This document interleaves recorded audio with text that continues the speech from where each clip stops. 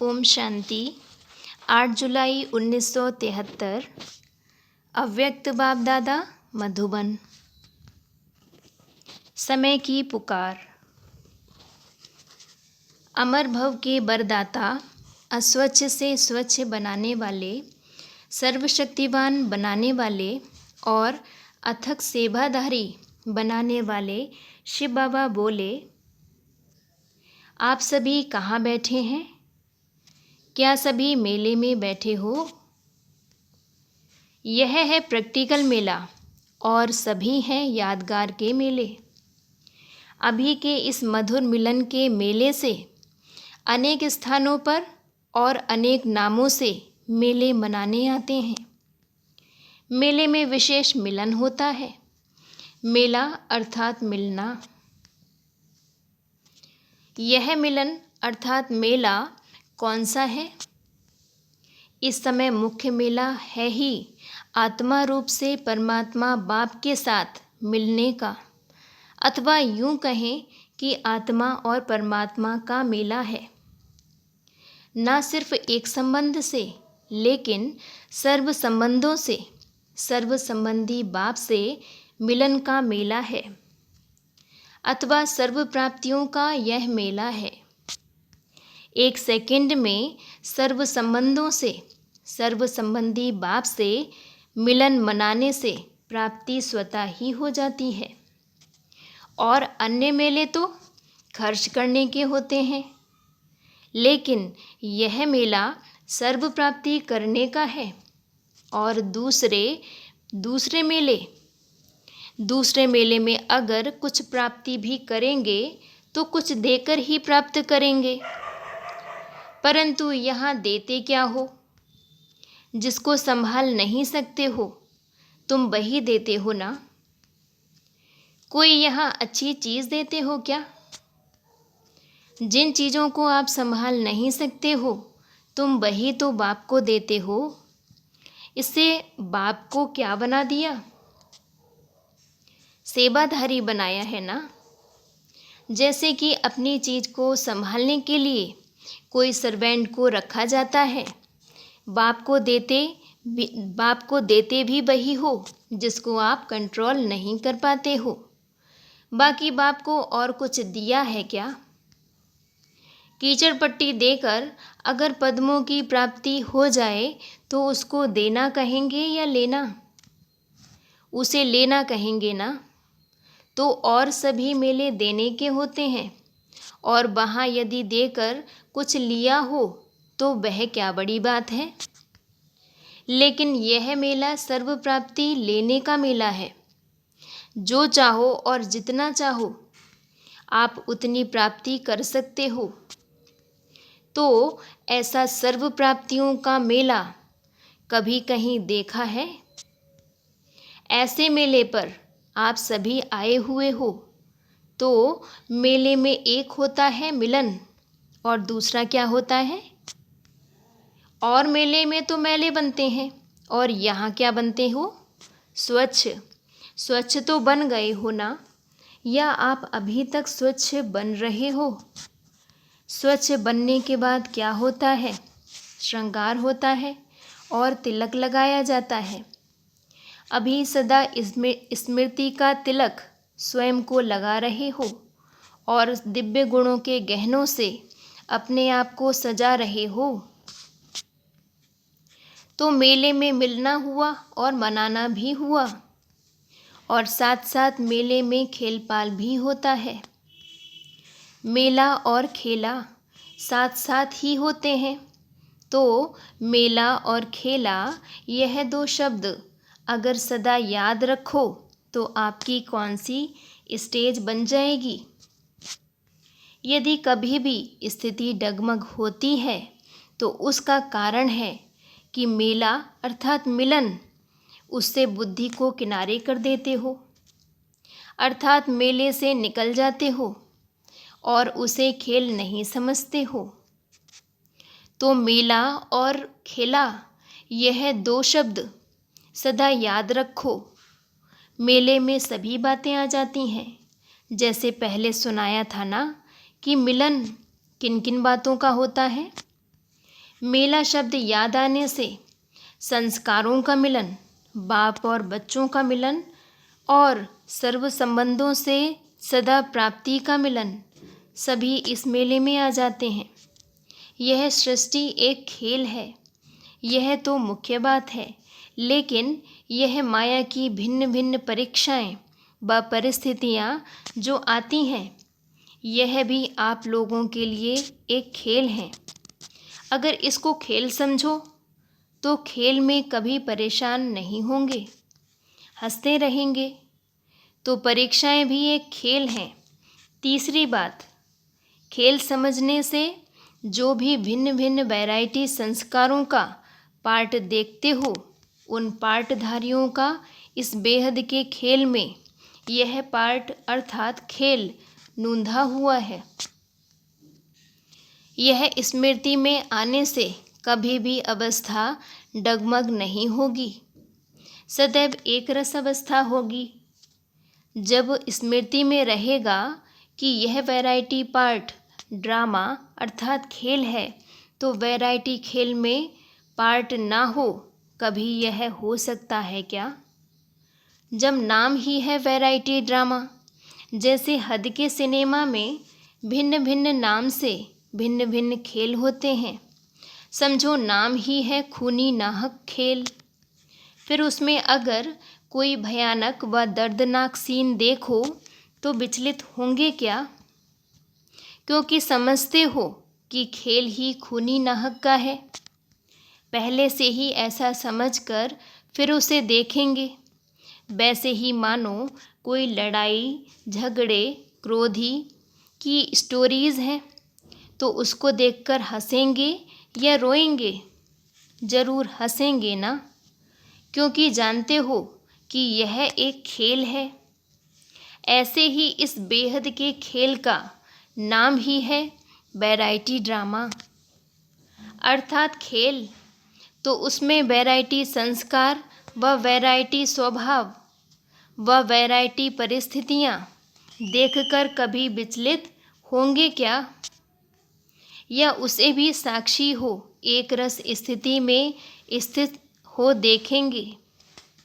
तो अगर यह समझो व याद रखो कि यह एक वैरायटी खेल है, तो जो पुरुषार्थ करने में मुश्किल समझते हो, क्या वह सहज नहीं हो जाएगा? यह दो शब्द भी भूल जाते हो, मेले को भी और खेले को भी भूल जाते हो, और भूलने से ही स्वयं को परेशान करते हो, क्योंकि स्मृति अर्थात साक्षीपन की सीट को छोड़ देते हो। सीट को छोड़कर अगर कोई ड्रामा देखे तो फिर क्या हाल होगा? क्या हाल होगा उसका? तो सीट पर सेट होकर वैरायटी ड्रामा की स्मृति रखते हुए अगर एक एक पार्टधारी का हर पार्ट देखो तो सदैव हर्षित रहेंगे। मुख से बह बह निकलेगी, बह मीठा ड्रामा। यह क्या हुआ, क्यों हुआ, यह नहीं निकलेगा, बल्कि वह शब्द मुख से निकलेंगे। अर्थात सदा खुशी में झूमते रहेंगे, सदा अपने को मास्टर सर्वशक्तिवान अनुभव करेंगे। क्या ऐसे स्वयं को प्रैक्टिकल में अनुभव करते हो?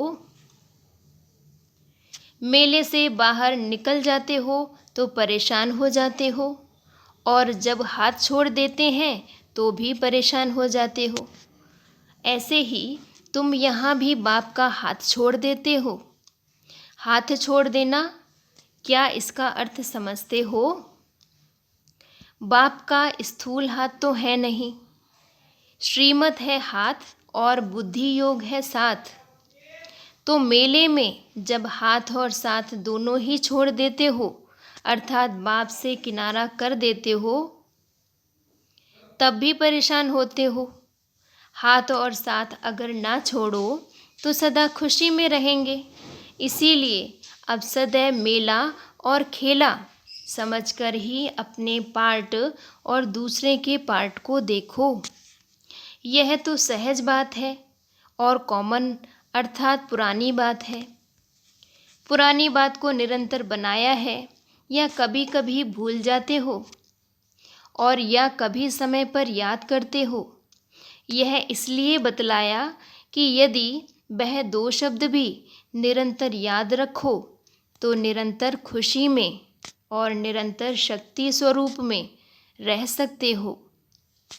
अभी समय छोटी छोटी बातों में व साधारण संकल्पों के विघ्नों में गंवाने का नहीं है।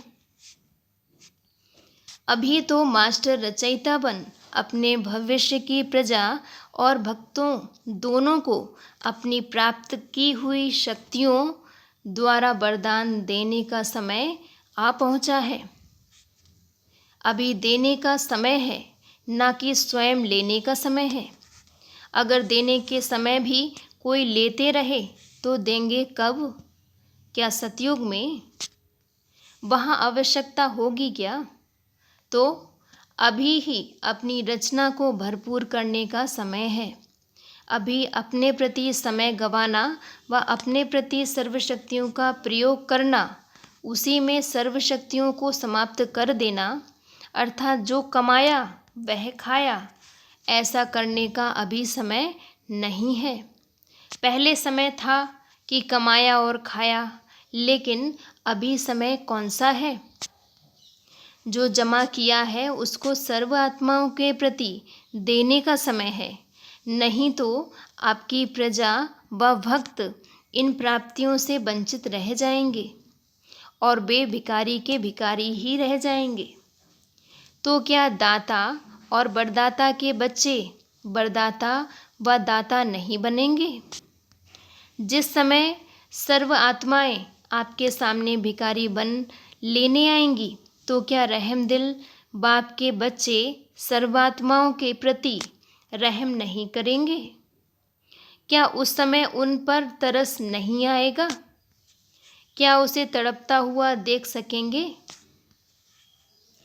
लौकिक रूप में भी हद का रचयिता अपनी रचना को दुखी व तड़पता हुआ देख नहीं सकता। तो अभी तुम भी मास्टर रचयिता हो ना? अथवा यह बाप का ही काम है या आपका भी काम है? जब आप लोग भी सभी मास्टर रचयिता हो, तो मास्टर रचयिता अपनी रचना के दुख के विलाप व तड़पन को कभी देख नहीं सकेंगे। उस समय उन्हें कुछ देना पड़ेगा। अगर अभी से स्टॉक इकट्ठा नहीं करेंगे और जो कमाया उसे खाते और ख़त्म करते रहेंगे, तो उन्हें देंगे क्या? अब अपने पोता मेल को देखना है। अभी के समय प्रमाण मास्टर रचयिता को कौन सा पोता मेल देखना है? क्या क्या गलती की, यह तो बचपन का पोता मेल है। लेकिन मास्टर रचयिता को अपना कौन सा चार्ट चेक करना है? आप हर शक्ति को सामने रखते हुए यह पोता मेल देखो कि आज के दिन सर्व शक्तियों में से कौन सी शक्ति और कितनी परसेंटेज में शक्ति जमा की है। अभी जमा के खाते का पोता मेल देखना है। खर्चे को फुल स्टॉप देना है। अभी तक भी अपने प्रति खर्च करते रहेंगे क्या? दूसरों को देना वह खर्चा नहीं, यह तो एक देना फिर लाख पाना है। वह खर्चे के खाते में नहीं, वह जमा के खाते में हुआ। जब अपने विघ्नों के प्रति शक्ति का प्रयोग करते हो, वह होता है खर्च। जब कोई भी विघ्न पड़ता है तो उनको समाप्त करने में जो समय खर्च करते हो या जो ज्ञान धन का खर्च करते हो, तो इतना सभी खर्चा अभी से बचाना पड़े। जैसे यह गवर्नमेंट भी आजकल बचत की स्कीम बनाती है, तो ऑलमाइटी गवर्नमेंट भी अब सब बच्चों को ऑर्डर करती है कि अब बचत की स्कीम बनाओ, खर्चे को फुल स्टॉप लगाओ। अभी तो देते रहो। अभी लेने का कुछ रहा है क्या? अगर रहा है तो इससे सिद्ध होता है कि बाप ने पूरा बरसा दिया नहीं है, लेकिन बाप ने अपने पास कुछ रखा ही नहीं है। वह तो 1 सेकंड में पूरा ही बरसा दे देते हैं, जो कुछ भी लेने का रहता ही नहीं। तो अभी बचत करनी आएगी, ना कि खर्च करने की आदत पड़ गई है। बहुत ऐसे हैं जिसको जमा करना आता ही नहीं, जमा कर ही नहीं सकते। उन्हें और ही खर्च करते करते उधार लेने की आदत पड़ जाती है। यहाँ भी जब अपनी शक्ति खर्च कर देते हो तब कहते हो फलानी दीदी दादी बाप दादा कुछ दे देवे। उधार ले लेते हो। पहले सोचो कि हम किसके बच्चे हैं? अखुट खजाने के मालिक के बालक है ना। नशा है ना, जब अखुट खजाने के बालिक सो मालिक हो और ऐसे फिर दूसरों से शक्ति का उधार लेवें, उनको क्या कहा जाए? बहुत समझदार। ऐसे बहुत समझदार तो कभी नहीं बनते हो ना। क्या बचत करने की युक्तियाँ अथवा बचत की स्कीम जानते हो? बचत करने का भी सभी से सहज और श्रेष्ठ तरीका कौन सा है, जिससे कि सर्वशक्तियों की बचत कर सको? बजट भी कैसे बनावें? पहले बनावेंगे तब तो चेक करेंगे ना। कैसे बनावें कि जिससे ऑटोमेटिकली जमा हो? बजट बनाना अर्थात अपनी बुद्धि का, वाणी का और फिर कर्म का, सभी का अपना हर समय का प्रोग्राम फिक्स करो। जैसे बजट बनाते हैं तो उसमें फिक्स करते हैं ना कि इतना खर्चा इस पर करेंगे। उस फिक्सेशन के अनुसार ही फिर खर्चे को चलाते हो। तब बजट प्रमाण कार्य सफल हो सकता है। तो बजट बनाना अर्थात अमृत बेले उठकर रोज अपनी बुद्धि के प्लान का, वाणी द्वारा क्या क्या करना है और कर्म द्वारा क्या क्या करना है, उन सभी को फिक्स करो। अर्थात अपने तीनों प्रकार की रोज की डायरी बनाओ। तो रोज डायरी बनाने से जो बुद्धि के प्रति कर्तव्य फिक्स किया है वह फिर चेक करना पड़े कि जैसे मैंने बजट बनाया क्या उसी प्रमाण कार्य किया, या बजट एक और प्लान दूसरा तो नहीं।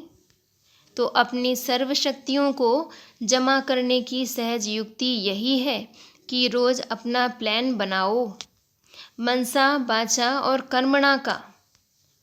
बुद्धि को सारे दिन में किस कर्तव्य में बिजी रखना है, यदि वह भी अमृत वेले फिक्स करो तो फिर सभी व्यर्थ खत्म हो जाएगा।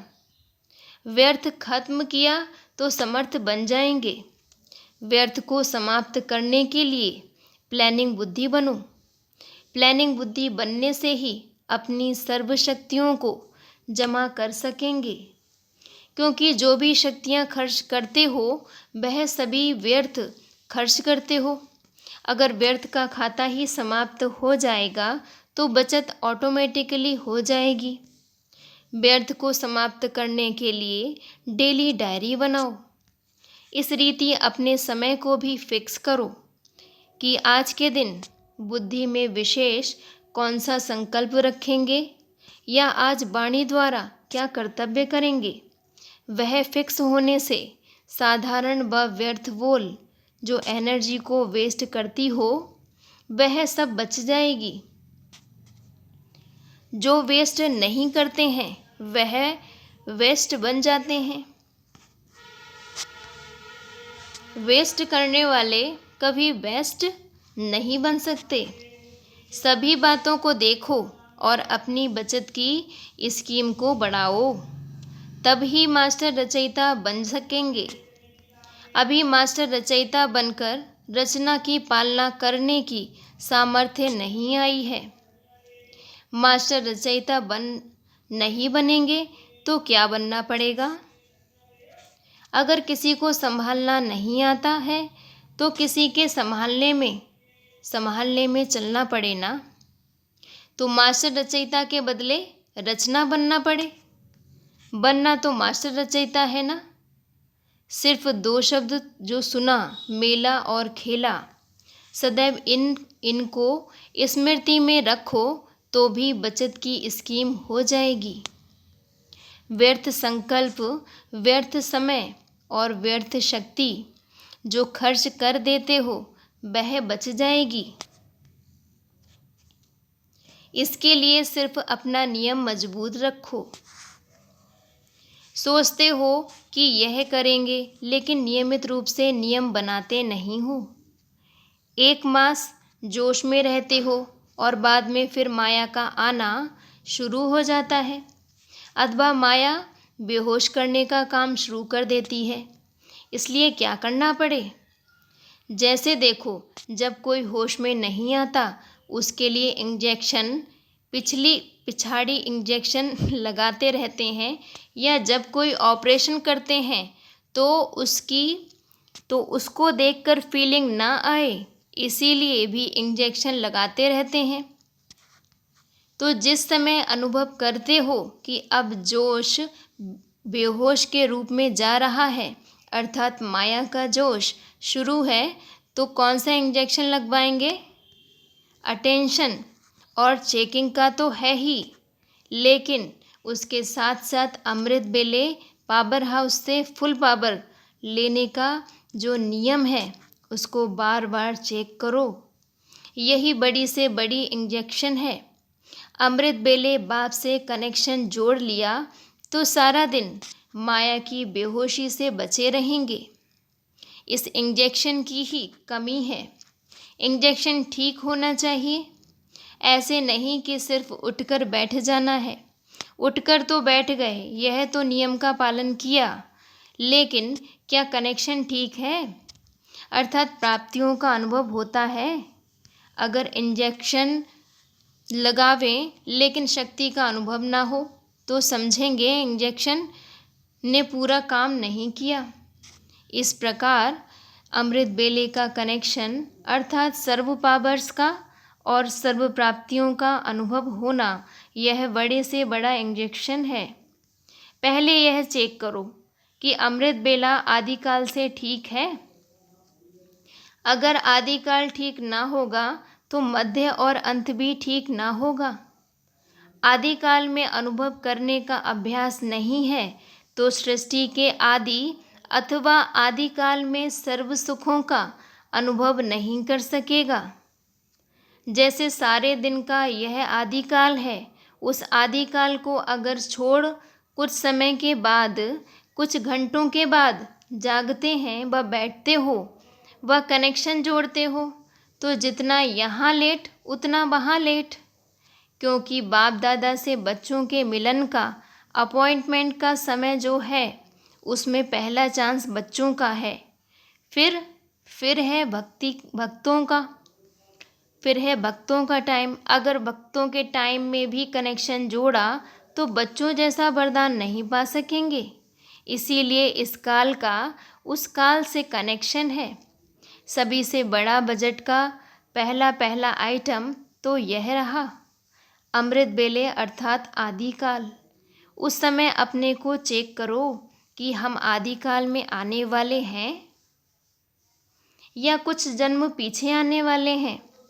यहाँ के घंटे वहाँ के जन्म, जितने यहाँ घंटे कम उतने वहाँ जन्म कम हो जाएंगे।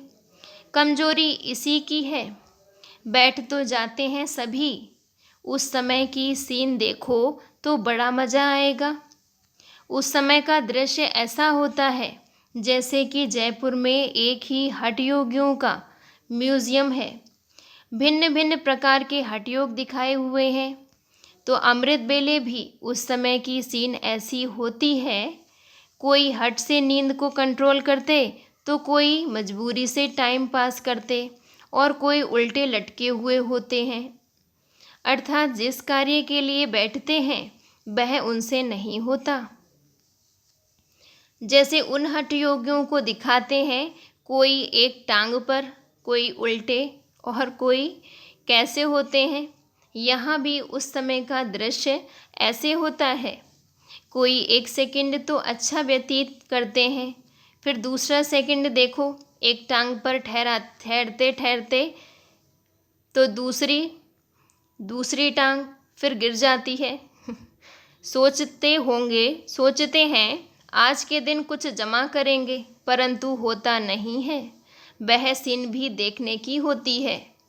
कोई फिर सोते सोते भी योग करते हैं, जैसे वह हठ करते हैं, कांटों पर सोते हैं।